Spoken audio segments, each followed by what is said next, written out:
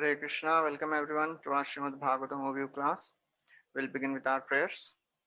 Om Jnanatimirandhasya Gyananjana Shalakaya Chakshurunmilitam Yena Tasmai Shri Gurave Namaha Shri Chaitanya Manobhishtam Sthapitam Yena Bhutale Swayam Rupa Kadamahyam Dadati Swapadantikam Vandeham Shri Guru Shri Yuta Padakamalam Shri Gurun Vaishnavamsha Shri Rupam Sagrajatam Sahagana Raghunathanvitam Tam Sajivam Sadvaitam Savadutam Parijana Sahitam Krishna Chaitanya Devam Shri Radha Krishna Padan Sahagana Lalita Shri Vishakhanvitamsha He Krishna Karuna Sindhu Dinabandhu Jagatpate Gopesha Gopika Kanta Radha Kanta Namoste Tapta Kanchana Gaurangi Radhe Vrindavaneshwari वृषभानुसुते देवी प्रणमामि हरिप्रिये वाञ्छाकल्पतरुभ्यश्च कृपा सिन्धुभ्यैव च पतितानां पावनेभ्यो वैष्णवेभ्यो नमो नमः नमो विष्णुपादाय कृष्णपृष्ठाय भूतले श्रीमते भक्तिवेदान्त स्वामी नितिनामिने नमस्ते सरस्वती देवे गौरवाणी प्रचारिणे निर्विशेष शून्यवादी पाश्चात्यदेशतारिणे जय श्री कृष्ण चैतन्य प्रभु नित्यानंद श्री अद्वैत गदाधार श्रीवासदि गौर भक्तवृंद हरे Krishna Krishna Krishna Hare Hare Hare Ram Ram Ram Hare Hare Hare Krishna. So welcome everyone. So yesterday we completed the sixth canto of Srimad Bhagavatam. So far we have discussed the 10 topics, that there are 10 topics in Srimad Bhagavatam and in any Mahapuran, and how this Srimad Bhagavatam is compared with the body of Krishna. So various limbs of Krishna's body, they are compared to various cantos of Bhagavatam. Just like the first and second cantos, they are compared to the lotus feet of the Lord. Third canto and fourth canto, they are compared to the calves and the thighs of the Lord. And fifth canto is compared to the navel of the Lord. And sixth canto is compared to, fifth and sixth canto, they are compared to the navel of the Lord. And seventh and eighth cantos, they are compared to the hands of the Lord. And ninth canto is compared to the neck of the Lord. And beautiful lotus face is the 10th canto. So this is the progression of Srimad Bhagavatam. And so far we have discussed 6 cantos of Srimad Bhagavatam. So the 10 topics of Srimad Bhagavatam are Atra Sarga Visargascha Sthanam Poshanam Utayaha Manvantaresha Anukatha Nirodho Muktirashrayaha. So Sarga, that is primary creation. Visarga means secondary creation. That we discussed in the second, third and fourth cantos, Sarga and Visarga. Then Sthana is described in the fifth canto, where the whole cosmology and the Bhumandal and this universe was described. And then sixth canto describe about the Poshana, how Lord maintains his devotees. And we saw the example of Ajamil and how Chitraketu Maharaj, he was protected even though he got a body of Vritrasur. And then we saw how devotional service, it purifies even the lower desires. And we saw the example of Diti, how Kashyap Muni, he gave the process of Pumsavana Vrata, and by doing that Pumsavana Vrata, Diti became purified of all the desires, all the ill feelings for killing Indra. So we saw that in the 6th canto, 18th chapter, in the 23rd verse, Diti, because she was really burning with the desire to kill Indra, because Indra was instrumental in bringing in calling Lord Vishnu, and Lord Vishnu taking avatar, he killed Hiranyaksha and Hiranyakashipu as Varahadev and Narsimhadev. So Diti, she was very, very angry, and she wanted to do a whole yagya or do a sacrifice to get a son who will kill Indra. And we saw the whole story. So after hearing the whole story, now the last canto ended there, how Diti, she became purified, and Parikshit Maharaj, he heard about the process of Pumsavana Vrata. So in the 7th canto beginning, Parikshit Maharaj, he asked about the Lord's apparent partiality. So Parikshit Maharaj, as if he was not able to tolerate the Lord's partial behavior. Why Lord Vishnu behaved in a partial way towards Indra, and he killed the demons. So that was the question which Parikshit Maharaj asks in the beginning of the 7th canto, and that will form the uh, uh, uh, foundation on which this 7th canto will start. So in this 7th canto, which is called Uti or inclination, so in this we'll discuss the beautiful pastime of Prahlad Maharaj, how he was such a great devotee of the Lord, and we'll discuss about Hiranyakashipu, how he terrorized the whole universe. And then beautiful appearance of Lord Narasimhadev will come. And then in the end, the other discussion which is there of Varnashram. So why Varnashram system is described? So this is the uh, brief overview of the 7th canto. In this Uti, Uti means inclination. So there are some pious, auspicious or inauspicious inclinations. So there are two types of inclinations. So inauspicious inclinations, they are represented by Hiranyakashipu, and pious and auspicious inclinations, they are represented by Prahlad Maharaj. And the pious inclination is caused by the mercy of the devotees, and the impious inclinations, they are caused if somebody offends the devotees. For example, the doorkeepers of Vaikuntha, Jai and Vijay, they offended the four Kumaras, and as a result, they were cursed to become demons for 3 lifetimes. So that is the inclination. So in the end of this 7th canto, the Varnashram system is described because this 7th canto describes two types of devotees, Shuddha Bhakta and Mishra Bhakta. So the example of Shuddha Bhakta is Prahlad Maharaj. And what is the behavior of Shuddha Bhakta, how a pure devotee responds in various situations of life, that will be described. And what about the devotees who are not pure, who are Mishra Bhaktas? That will be described by the process of Varnashram system. How following the Varnashram system purifies even the mixed devotees. And various things will be described. Karma Mishra, Jnana Mishra Bhaktas, and Bhakti Mishra Jnanis will also be described. So with this, we'll begin the first chapter of the 7th canto. And this chapter is entitled Supreme Lord is Equal to Everyone. So Parikshit Maharaj, he asks a question to Shukdev Goswami. Samam priya surit brahman bhutanam bhagavan swayam indrisyarthe katham daityan avadhir vishamo yatha. So he says, O Brahman, O Brahmana, Shukdev Goswami, how is it that Samam priya means Supreme Lord, who is a well-wisher of everyone, he is equal. Surit, he is a well-wisher, supreme well-wisher of everyone. Bhutanam Bhagwan Swayam, Bhutanam, not for one person, he is well-wisher of everybody in this world. But Indriyasya Arthe, then how is it possible that Supreme Lord is impartial? He behaved in a partial way for showing mercy to Indra.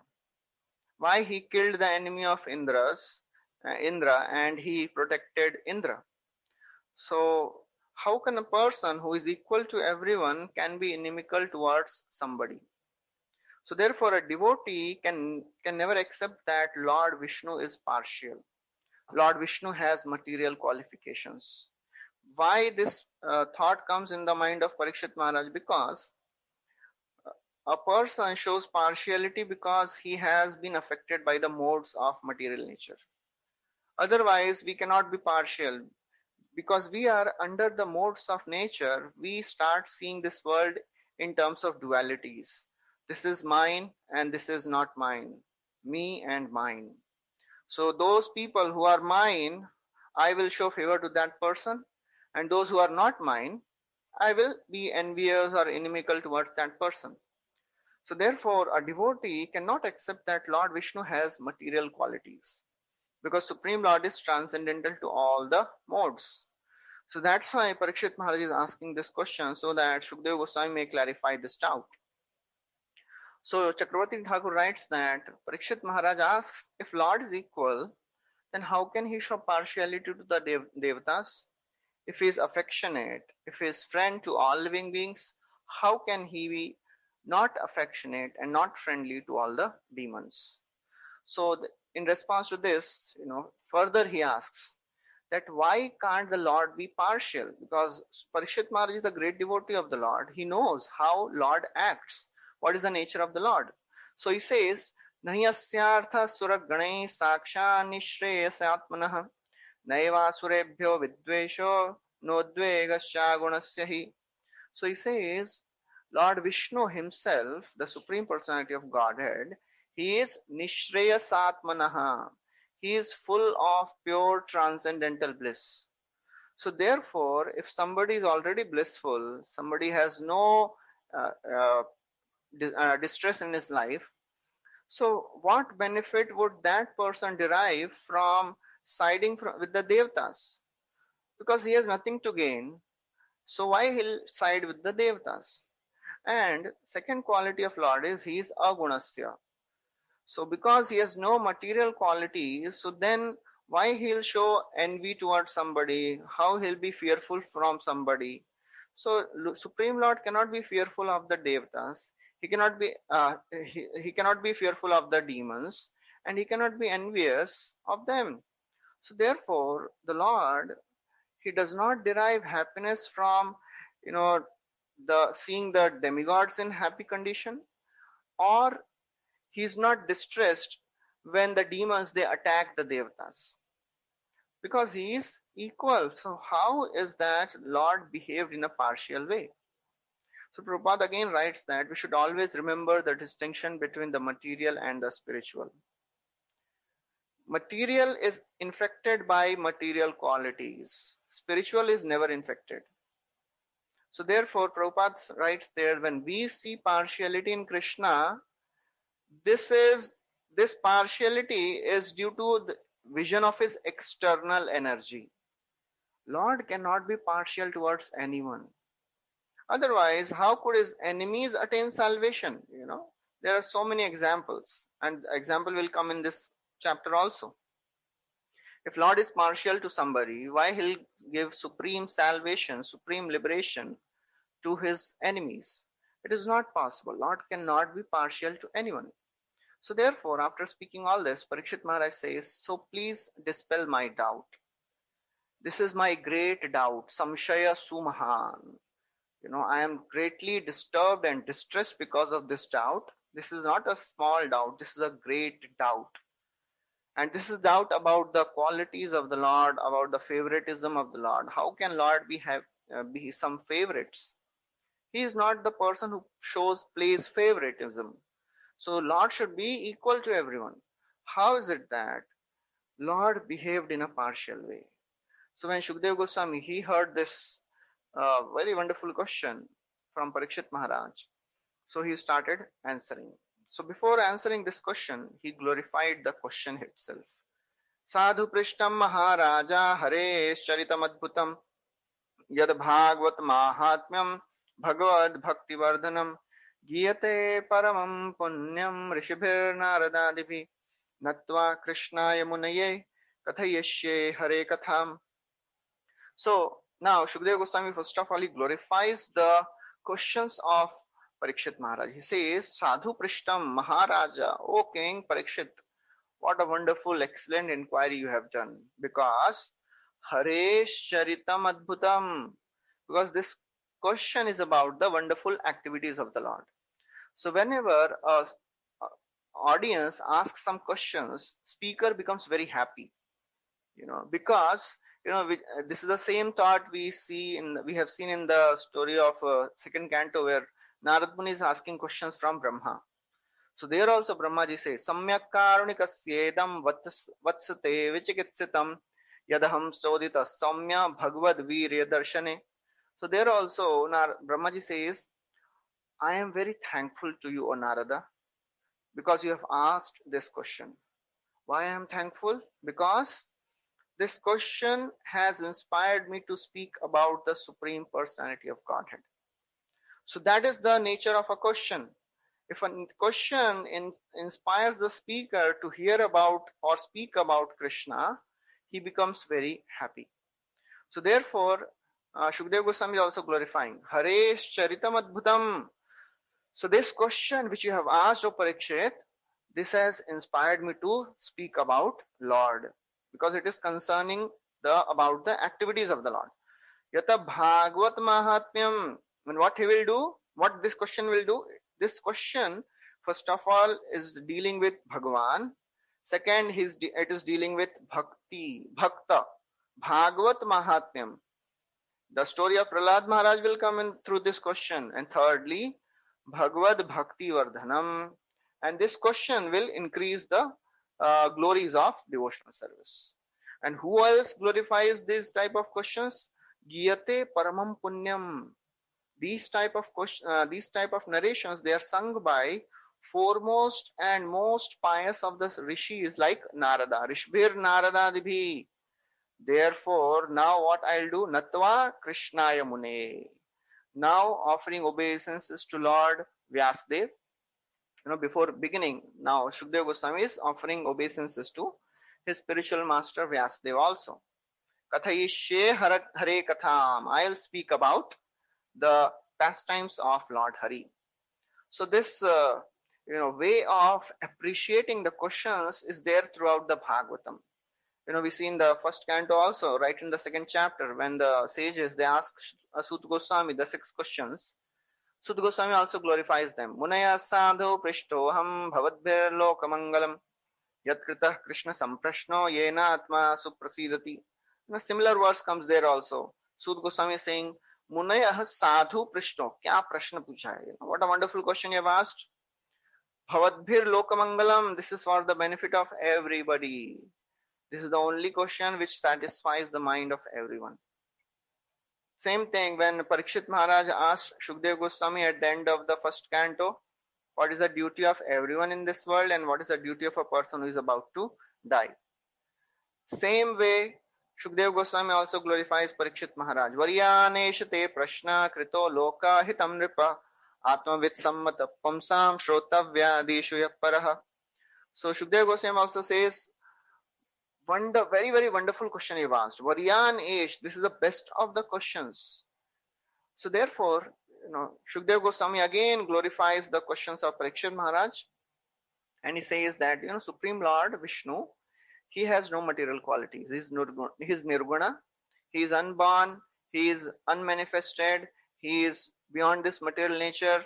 So therefore, although he has so many qualities, by his spiritual potency, he enters into the matter and engages in the activities of creation, maintenance, and destruction. But people who are having material consciousness, they think that Supreme Lord becomes contaminated. As Bhagavad Gita also Krishna says, Avajananti mam mudha manushim tanumashritam. When I appear in the human form, the people who are foolish, they think that Supreme Lord has become a human. Name parthasti kartavyam trishu lokeshu kinchana nanavaptam avaptavyam varta evacha karmani. So Krishna is saying there that, O Arjuna, although there is no work which is ordained for me in this world, but still I do so many activities just to set a right example. So Shukdev Goswami says, in this world, everything is done by the 3 modes of material nature. And the 3 modes of material nature, they belong to the Supreme Lord. But although Supreme Lord is doing everything through these 3 modes of material nature, he is himself not influenced by the 3 modes. He is beyond the modes. He is Prakrite Param. And Prabhupada writes there that material nature and the modes, they are under the control of the Lord. Mayadhyakshena Prakriti. So Lord never comes under the control of the 3 modes. He is not influenced. So therefore he cannot be partial. Only a person who is influenced by the 3 modes of material nature, he can be partial. So because Supreme Lord is not under the influence of the 3 modes, he cannot be partial. So therefore, somebody may ask that, okay, inequality of the Lord is seen everywhere. and it is based on the inequality of the gunas. Because he is not affected by the modes of nature. That modes of nature, they are also, you know, acting in a very, very impartial way. They do not favor anyone, and they do not, envy anyone. So all these three modes of nature, they do not act at once. Sometimes one modes become prominent, sometimes other modes become prominent. Therefore, in this way, there is always a competition for supremacy between the modes. So, just like Lord is impartial, modes are also impartial. The three modes of material nature, they do not show, they do not act specifically on a certain person. There is constant competition going on between the three modes, as Krishna also says in Bhagavad Gita, rajas tamas chabhibhuya sattvam bhavati bharata rajas sattvam tamaschaiva tamas sattvam rajas tatha.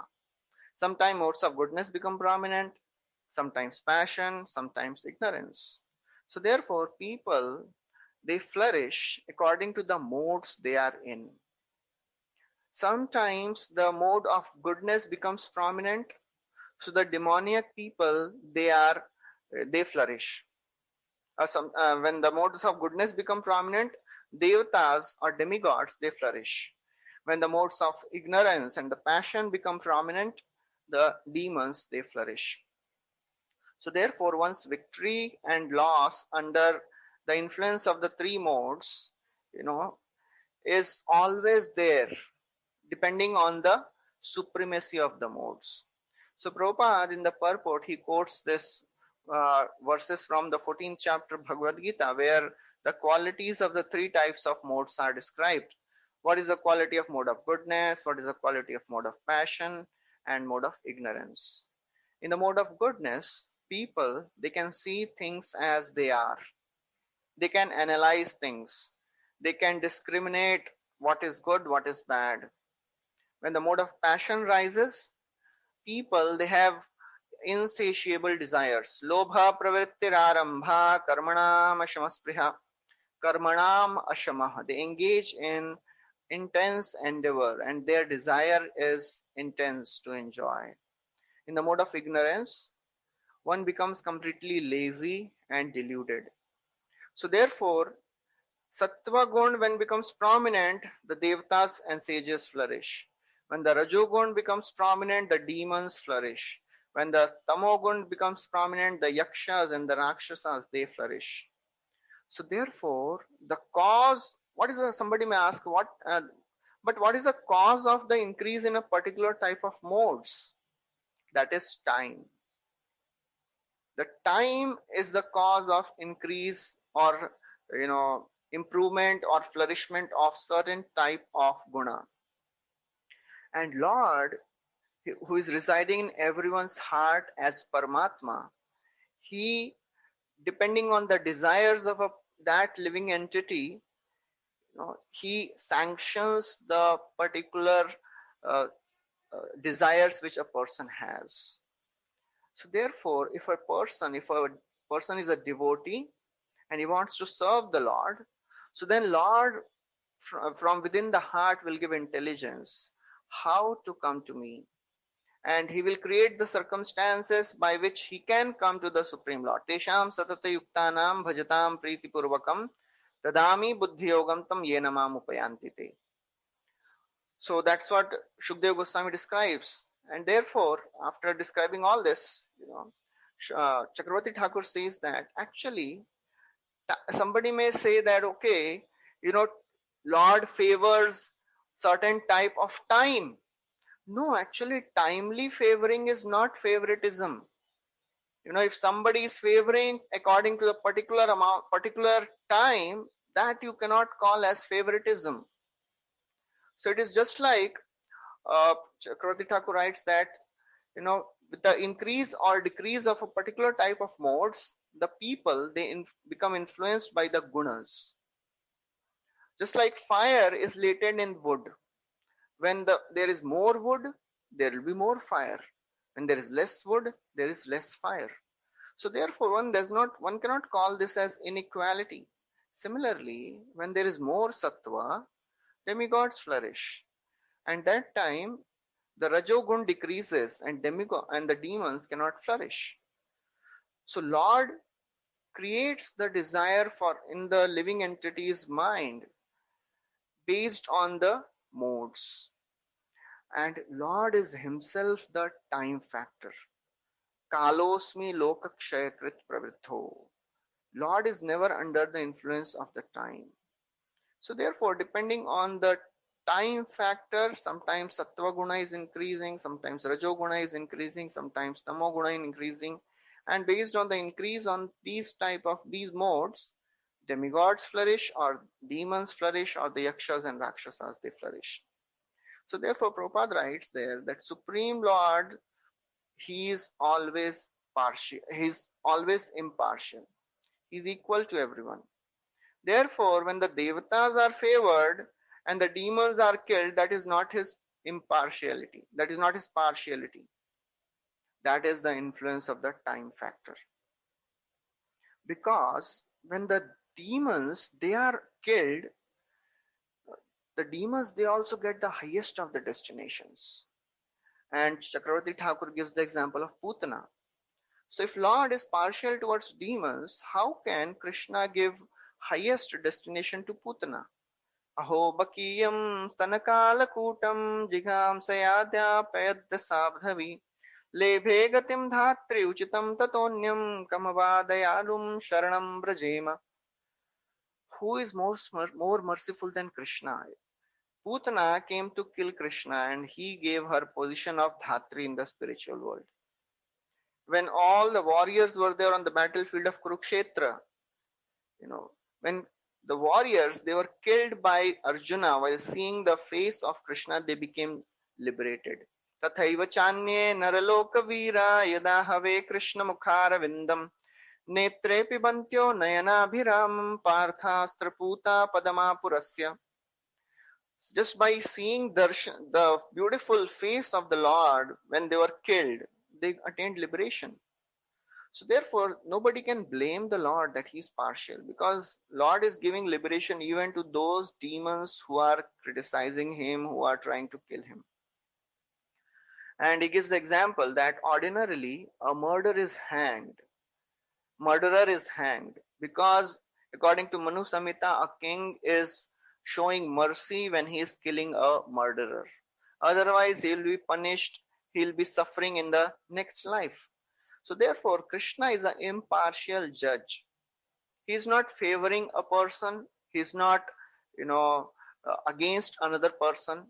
He is just giving the reactions to everyone based on their activities. Based on the desires which a living entity has, Supreme Lord just reciprocates. Yatha mam prapadyante tam sathaiva bhajamyaham. And to elaborate this subject matter of Lord's impartial nature, Shukdev Goswami now he starts a conversation. He quotes a conversation which happened between Yudhishthir Maharaj and Narada. So, and this conversation will last till the end of this 7th canto. So this whole canto is conversation between Yudhishthir Maharaj and Narad Muni. And there are so many things which will come up in between. So now, Yudhishthir Maharaj is asking a query from Narad Muni. He says, Atrevo, and before that, Shukdev Goswami says that now I'll speak a story which happened, a conversation which happened between Narad Muni and Yudhishthir Maharaj. Atrevoddarita purvam itihasa surarshina pritya mahakritau rajan prichate jata shatrave. So king, when Maharaj Yudhishthir was performing a Rajasuya sacrifice, he asked Narada a question. And Narada, responding to his query, recited some historical facts about how Lord is impartial. So then, Shukdev Goswami starts the description of what happened between Narad Muni and Yudhishthir Maharaj. So he says that, formerly when Yudhishthir Maharaj, when he was performing a Rajasuya sacrifice, all the kings had assembled, and in that Rajasuya sacrifice, it was decided that the Agra Puja the main personality, the chief personality of this whole creation will be worshipped, and Krishna was chosen at that as that personality. Everybody appreciated and accepted that proposal except few demoniac kings. But none of them spoke anything because they did not want to become the prominent person who is speaking against Krishna. But there was one person who could not digest this fact. That was Shishupal. And Shishupal, he started criticizing Krishna in so many bad words, and he crossed his limit of 100 blasphemies, and ultimately he was killed by Krishna. Krishna invoked his Sudarshan Chakra and he cut off the head of Shishupal. So when his head was cut off, everybody saw that the soul of Shishupal came out of the body and merged in the body of Krishna. Seeing this, Yudhishthir Maharaj, he became surprised. He was struck with wonder. And Yudhishthir Maharaj, he asked the question, in front of all the sages. So he asked, Aho atyadbhutam hyetad durlabhe kantinamapi vasudeva pare tattve prapte shaidyasya vidvishah. So he says, Oh Narad Muni, it is so very astonishing that Shishupal, he was vidvishaha. He was so very envious. So this is Ati Adbhutam. It is very, very wonderful act, very, very astonishing that he attained Sayujya Mukti. Sayujya means he merged in the body of Krishna. That liberation is even rare to achieve for those who are great transcendentalists. Durlabha ekantinamapi. So that destination which is even rare for great transcendentalists, how is it possible that this Shishupal, who was so very envious, he attained the same destination? And he said that actually, previously we have heard that Vena, he also was blaspheming the Lord. He also was criticizing the Brahmanical culture. He did not attain the same destination. He went to hell. And this Shishupal, he was so very sinful. He was blaspheming the Lord from his childhood. Even before he could speak some proper words, he would blaspheme Krishna. So how can he attain this destination? And his brother Dantavakra was also equally sinful. He was also evil-minded. So how is it that Shishupal and Dantavakra, although they repeatedly blasphemed the Lord, they attained the supreme destination? Although Dantavakra is not killed at this time, but still, Yudhishthira Maharaj, he knew that in due course of time, Dantavakra will also be killed. That's why he's asking this question. So he's asking, how is it possible for such a blasphemous and envious person like Shishupal and Dantavakra to attain Brahman realization in front of everyone? So very difficult. So therefore, this is a question which Yudhishthira Maharaj asked. So actually Shishupal and Dantavakra, they were formerly Jay and Vijay, the doorkeepers of Vaikuntha. And this Sayujya Mukti, which is described here, is actually not their ultimate destination, because they were not Brahmavadis who will merge in Brahman. They were the associates of Lord. So they actually stayed in Brahman for some time, and then they were promoted to Vaikuntha, where they got Sarupya Mukti. They got a destination where they could serve Krishna in the same bodily features. So therefore, Yudhishthira Maharaj asks, my intelligence is disturbed. Seeing this, I am completely bewildered. I am not able to understand this picture, this scenario, what is happening. My mind is disturbed, just like a flame which is wavering in the wind. Please explain me this situation. So Narada, when he heard this request, he became very happy, because Narad Muni, he knew everything. He is also a Trikalagya. He knew everything because, he knew who are these Dantavakra and Shishupal. So he started describing. So Narad Muni, he describes the glory of absorption in Krishna.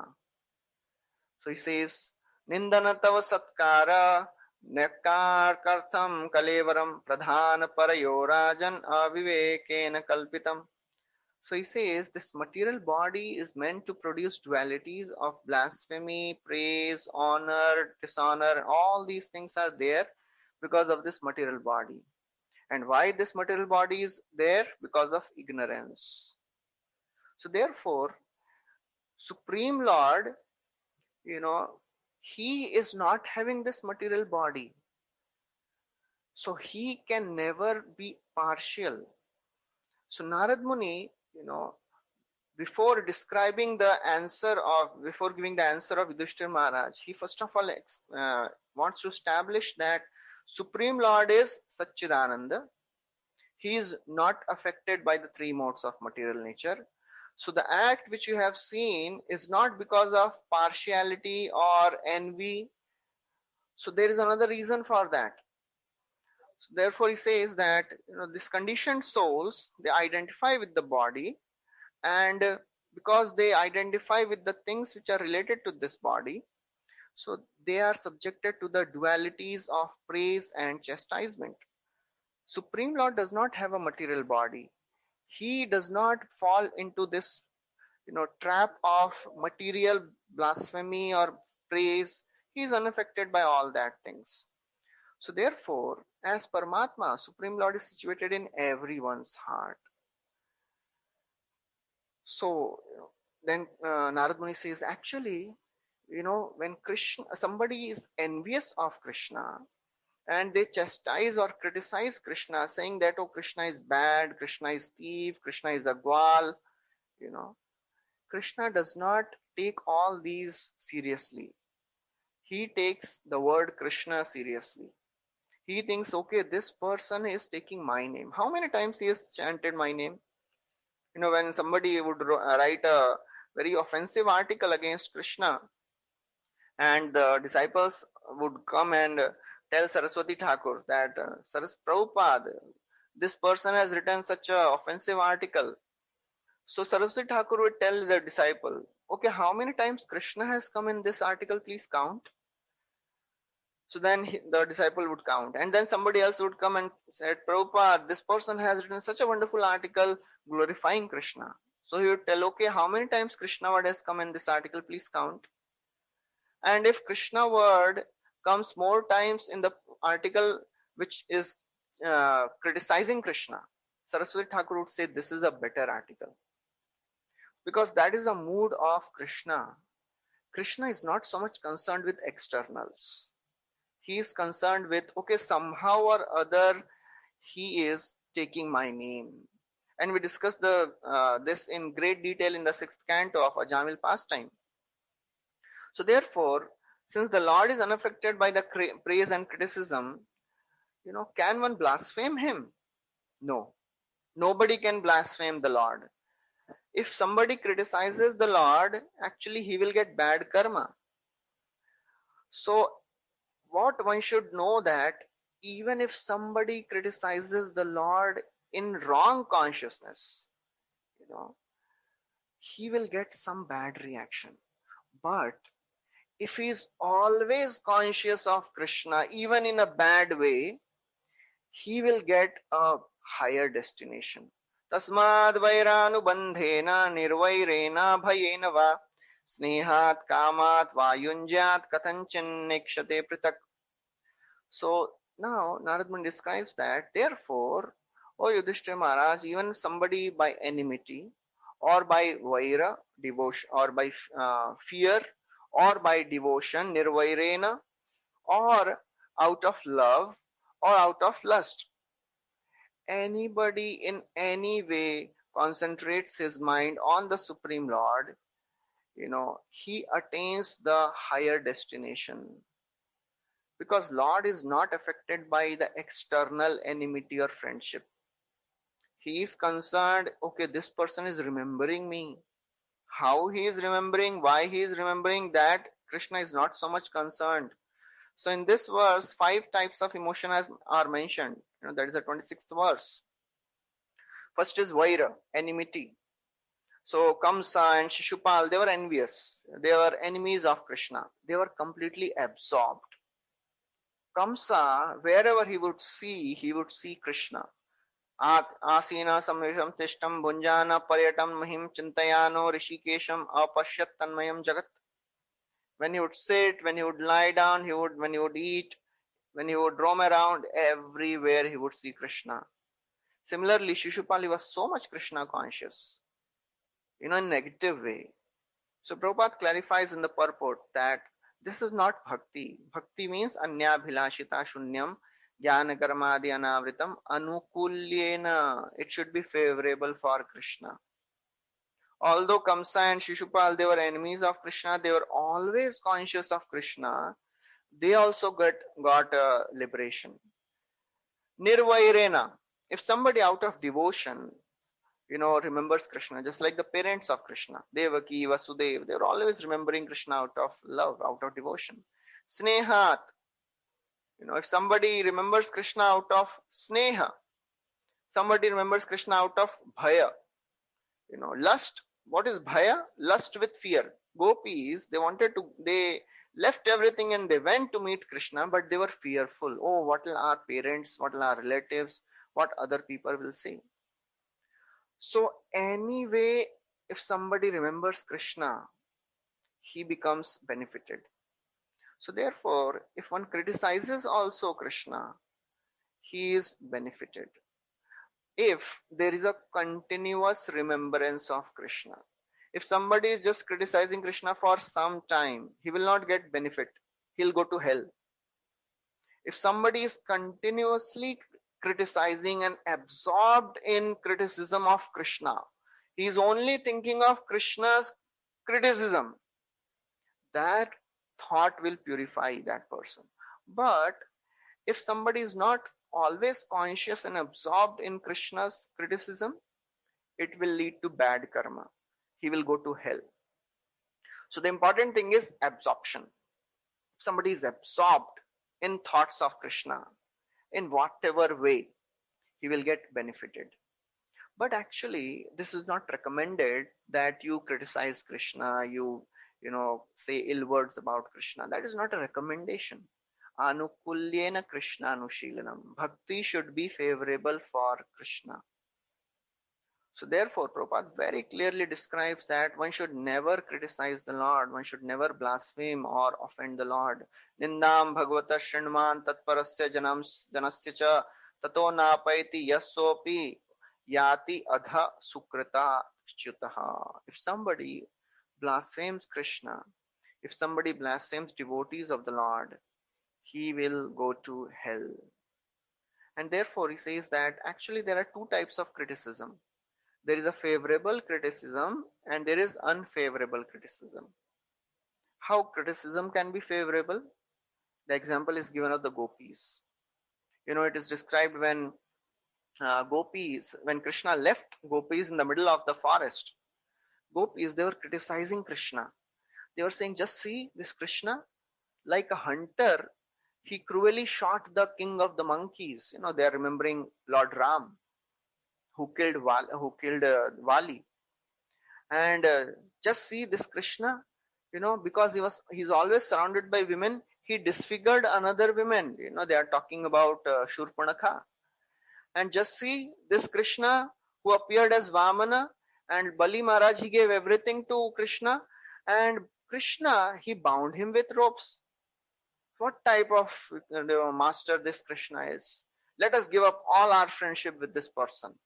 He is a very, very uncultured person. So although they were talking about Krishna in a negative way, these emotions were coming from the heart, which is completely, melted for the love of Krishna. So that is a crest jewel of prema that we cannot even imagine. So that is a constructive criticism. What is a favorable criticism? And what is unfavorable criticism? It is also of two types. The one which is arising from absorption in Lord, and other which is arising due to enmity, and there is no absorption. The result is he will go to hell. If somebody is absorbed in the thoughts of Krishna, he'll be liberated. And that will be described in the next 7 verses. He says that if somebody is absorbed in thoughts of Krishna, he's actually better than a devotee.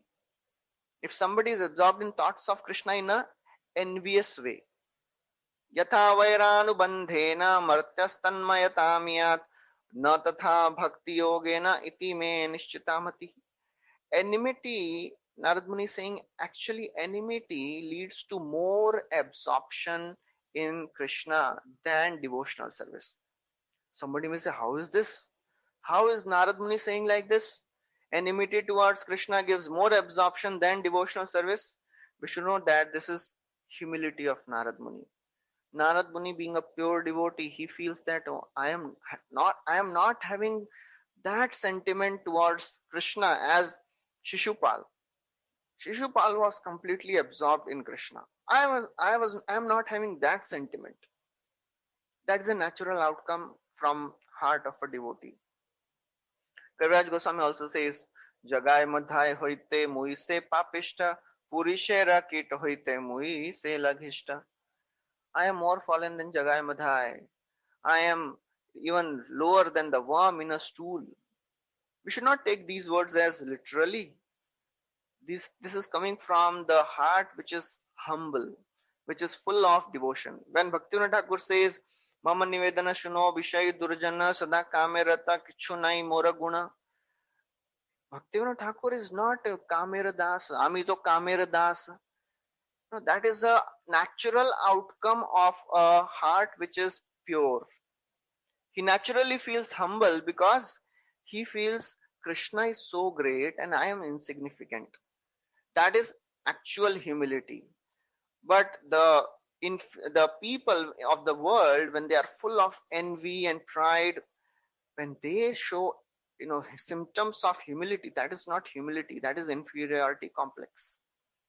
Because they think, I want to become like this, but I cannot. That's why they feel very, very low.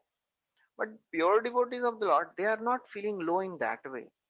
They are feeling low because they are appreciating the greatness of Krishna. People of this world, they feel low, they feel depressed because they want to prove themselves. They want to show that they are better than others, but they cannot do so. So that's how Narad Muni is also telling that, this Shishupal was even advanced because he was more absorbed than me. That is a natural outcome of a devotee's humility. Even Rup Sanatan Goswami, when they came in front of Chaitanya Mahaprabhu, they also expressed the similar emotions. Nicha jati, nicha sangi, kori nicha kaj, tomar agrete prabhu kahite basilaj. Nicha jati, we are from a low caste. We have associated with Malechas and Yavanas. We are doing all abominable activities. We are feeling ashamed to stand in front of you. What all we are doing? Malecha jati, malecha sevi, malech kari, malecha karma, go brahmana drohi sange, amara sangam. So we are doing all abominable activities. Jagai madhai hoite koti koti gun, adham patit papi ami duijan. So they are telling Jagai madhai has so many qualities and we have no qualities. So all these are the symptoms of ecstasy. That is the humility which is coming from the heart, which is full of ecstasy, full of love of God. So Narad Muni is also saying, that this Shishupal, he was more absorbed than me. So the basic essential point which is described here is absorption. If somebody is absorbed in Krishna, even if somebody is envious. So if an envious mind can be so absorbed in the Lord, then what to speak of a devotee's mind? If the mind become a devotee, how much more it will be absorbed? So therefore, Narad Muni says that constant thinking of Krishna, either with devotion or enmity, frees one from all the sinful reactions and enables one to even attain the spiritual bodies. Vitarag bhaya krodha manmaya mam pashrita bahavo jnana tapasa puta mad bhavamagataha. So Krishna says in Bhagavad Gita, if somebody gives up all attachment to this world and always remembers me, he becomes purified of all the sinful activities. Apichet suduracharo bhajate ma amananyabhak sadhureva samantavya samyak vyavasito hi sah. Very soon a devotee will be free from all the sinful reactions. And then Narad Muni describes beautiful verses where the glory of absorption in Krishna is described. Kama dveshad bhayat snehad yatha bhaktyeshware manah aveshya tad agham hitva bhavah tad gatim gatah. By lust, by envy, by fear and affection, or bhakteshware manaha, by devotion, thinking of Krishna in the mind, what is the result? Aveshya tad gatim hitva. Agatim hitva. One gives up all the sins and the hatred. Bahava tad gatim gata. Many people in the past, they have attained liberation. So therefore, if a mind is somehow or other is absorbed in thoughts of Krishna, slowly mind will become purified. Very soon all the contaminations will be destroyed and the attraction for the Lord will automatically manifest. So Chakravarti Thakur writes there that all persons with the mood favorable or unfavorable towards the Lord, they attain him. But you should not think all attain the same destination. They attain liberation for sure, but even in liberation, they have different destinations. The demons, although they become liberated, they do not go to Goloka. They merge in Brahman. They stay in Brahman. Or at the max, they attain some Sarupya Mukti, or they stay in a planet of where Krishna is there or Vishnu is there. But they don't get to uh, reciprocate with the Lord. And then Narad Muni describes the examples of various personalities who remembered the Lord and attained the perfection. Gopya kamad bhayat kamso dveshya shaidyadayo nripah sambandhad vrishnaya snehad yuyam bhaktya vayam vibho. So he gives 5 examples of people who attained Krishna in various ways. Gopya kamad. Gopis, they attained Krishna out of lusty desires. Bhayat Kamsa, he attained Krishna because of fear. He was so very fearful. He was always thinking of Krishna. Dveshya Chaidya Dayo Nripaha. Shishupal and all the other kings like Dantavakra, they attained Krishna out of envy. Sambandhad, and the Yadus, they attained Krishna out of their family affection. Snehad Yuyam, you Pandavas, you have attained Krishna by your great affection for Krishna. And then ultimately in the last, Narad Muni, out of his humility, he is talking, and devotees like us, we have also attained Krishna by the process of devotional service. So in the last, he is mentioning about himself in a humble mood.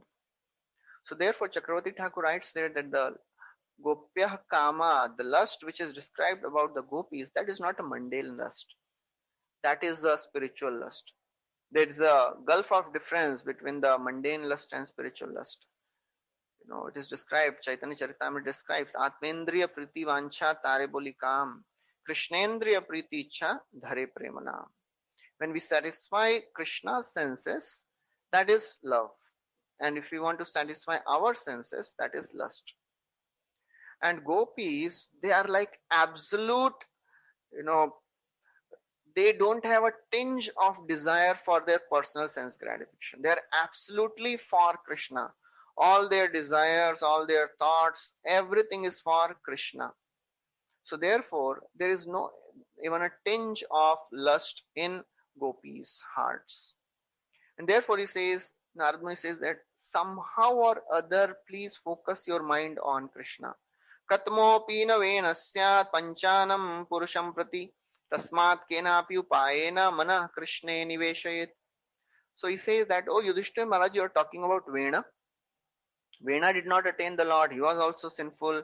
He was also criticizing. Yes, he was atheist. He was criticizing the Lord, but he was not thinking of Krishna in any of these 5 ways. Therefore, he did not attain liberation. Therefore, the principle is tasmat kenapi upayena manah krishne niveshayet. That is the principle.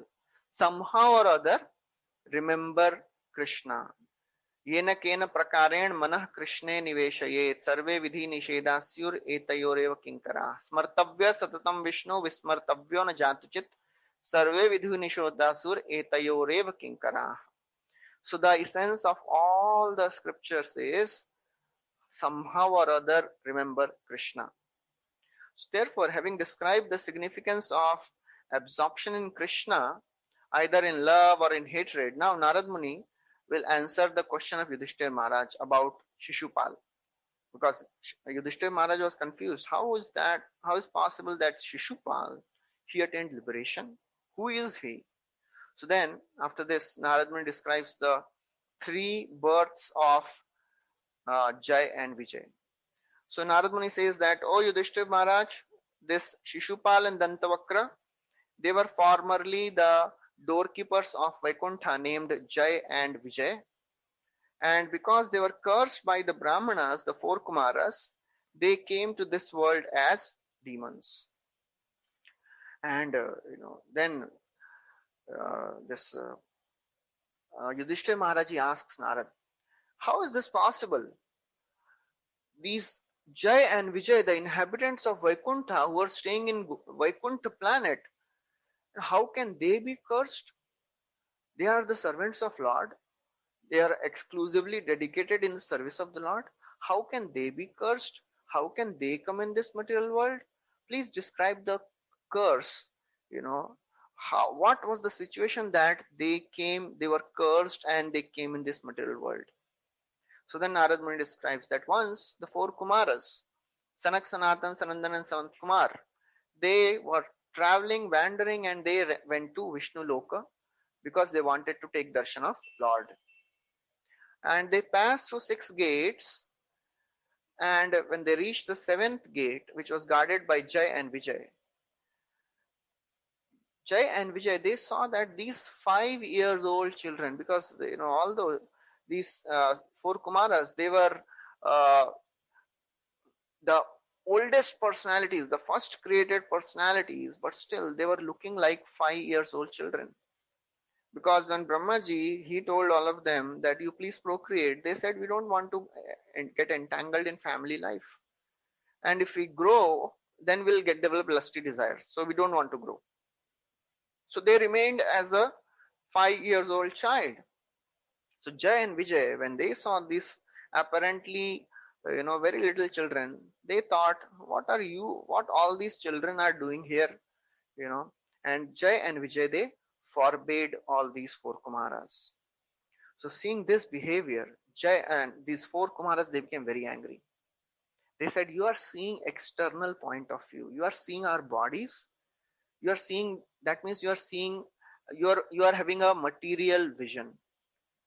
Therefore, you are not supposed to live in this material world, in the spiritual world. You are agitated by passion and ignorance. You are not supposed to be in the service of Lord Vishnu. So therefore, we curse you.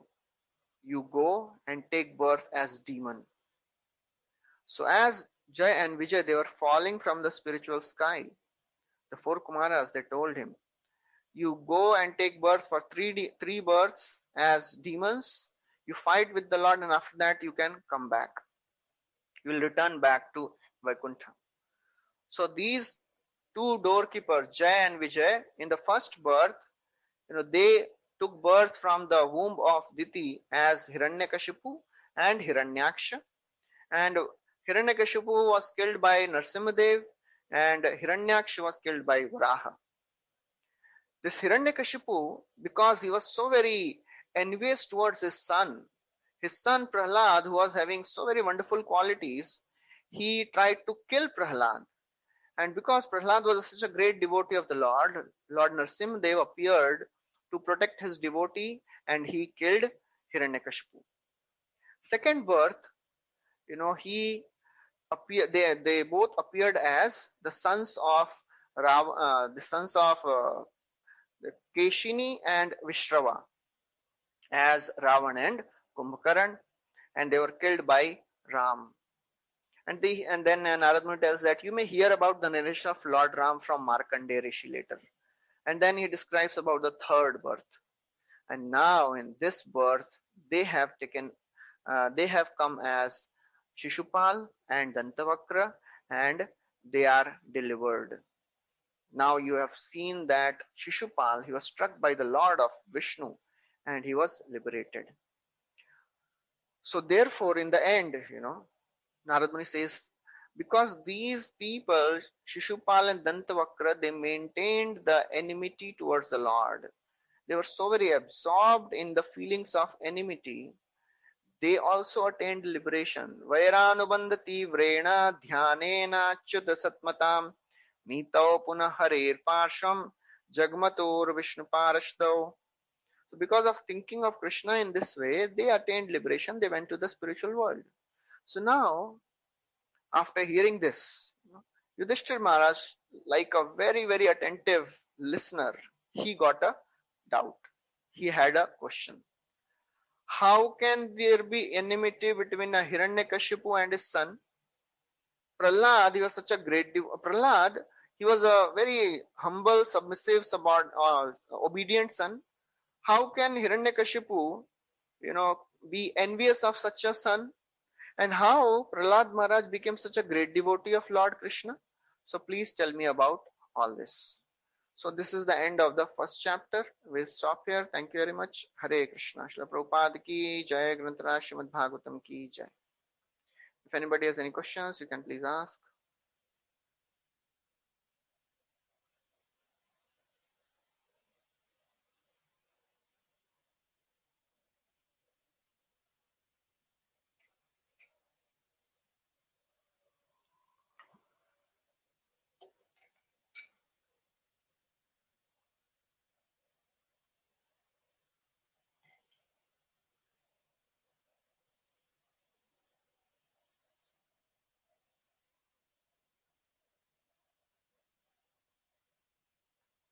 Okay, so we'll stop here. Thank you very much. Hare Krishna. Srila Prabhupada ki jai.